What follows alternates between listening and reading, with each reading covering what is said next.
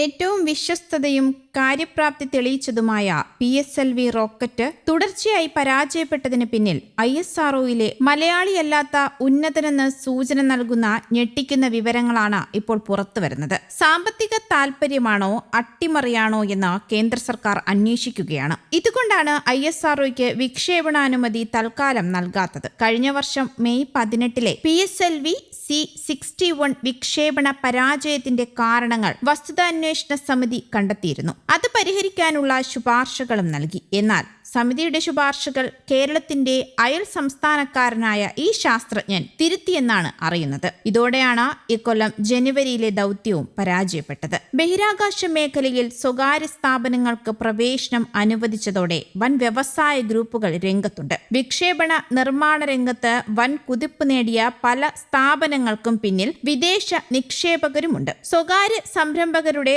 ഓഹരികൾ കഴിഞ്ഞ ഏതാനും മാസങ്ങൾക്കിടെ സമാഹരിച്ചത് 871 ദശലക്ഷം ഡോളറാണ്. അതായത് 8281.63 കോടി രൂപ.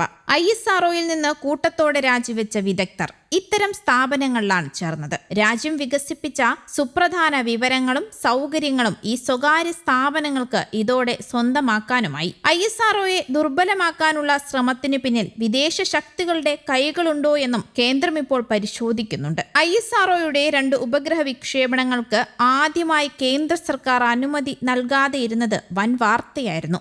NVS-03, EOS-05 എന്നിവയാണ് ആ ഉപഗ്രഹങ്ങൾ. ഗതിനിർണയ പ്രതിരോധ ആവശ്യത്തിനുള്ളവയായിരുന്നു അവ. PSLV റോക്കറ്റിന്റെ തുടർച്ചയായ 2 പരാജയങ്ങളുടെ പേരിലെന്നാണ് ഇതിന് വിശദീകരണം നൽകിയതും. PSLVയെ ഒഴിവാക്കി GSLV റോക്കറ്റിലാണ് ഉപഗ്രഹങ്ങൾ വിക്ഷേപിക്കുന്നത്. എന്നിട്ടും അനുമതി നൽകാത്തതിന്റെ യഥാർത്ഥ കാരണങ്ങൾ അന്വേഷണ റിപ്പോർട്ട് വന്നാലേ വ്യക്തമാവുകയുമുള്ളൂ. PSLV പരാജയങ്ങൾ സാങ്കേതിക പിഴവെന്നായിരുന്നു ISROയുടെ കണ്ടെത്തൽ. എന്നാൽ പതിവിന് വിപരീതമായിരുന്നു കേന്ദ്രത്തിന്റെ നടപടിയും. ദേശീയ സുരക്ഷാ ഉപദേഷ്ടാവ് അജിത് ഡോവൽ VSSയിൽ ഉൾപ്പെടെ നേരിട്ടെത്തി വിവരങ്ങൾ തേടി. പിന്നാലെ കേന്ദ്ര സർക്കാർ നിയോഗിച്ച പ്രത്യേക സംഘം അന്വേഷണം ആരംഭിക്കുകയും ചെയ്തു. ജൂൺ ജൂലൈ മാസങ്ങളിലായി വിക്ഷേപിക്കാനാണ് ISRO ആദ്യം തീരുമാനിച്ചത്. പിന്നീട് അറിയിപ്പൊന്നും വന്നില്ല. അനുമതി നൽകാത്തതാണെന്ന വിവരം ഇപ്പോഴാണ് പുറത്തു വന്നതും. വൈകാതെ അനുമതി നൽകിയാലും പുതിയ വിക്ഷേപണ വിൻഡോ നേടുന്നതിന് കാലതാമസമുണ്ടാകാനും സാധ്യതയുമുണ്ട്.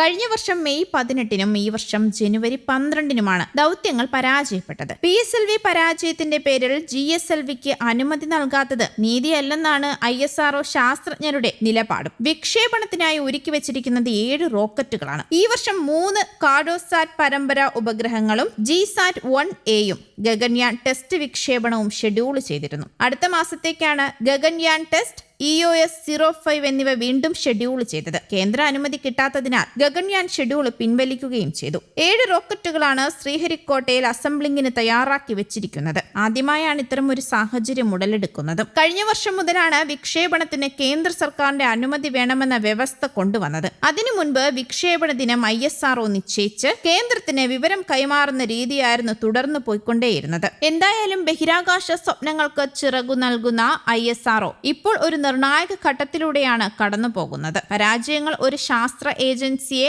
സംബന്ധിച്ചിടത്തോളം ഒന്നിനും അന്ത്യമല്ല, മറിച്ച് അടുത്ത വലിയ കണ്ടുപിടുത്തത്തിന്റെ തുടക്കമായാണ് വിലയിരുത്തുന്നത്. PSLV വീണ്ടും വിശ്വസ്തയോടെ നീലാകാശത്ത് വിസ്മയങ്ങൾ തീർക്കുന്നത് നമുക്ക് കാത്തിരുന്ന് കാണാം.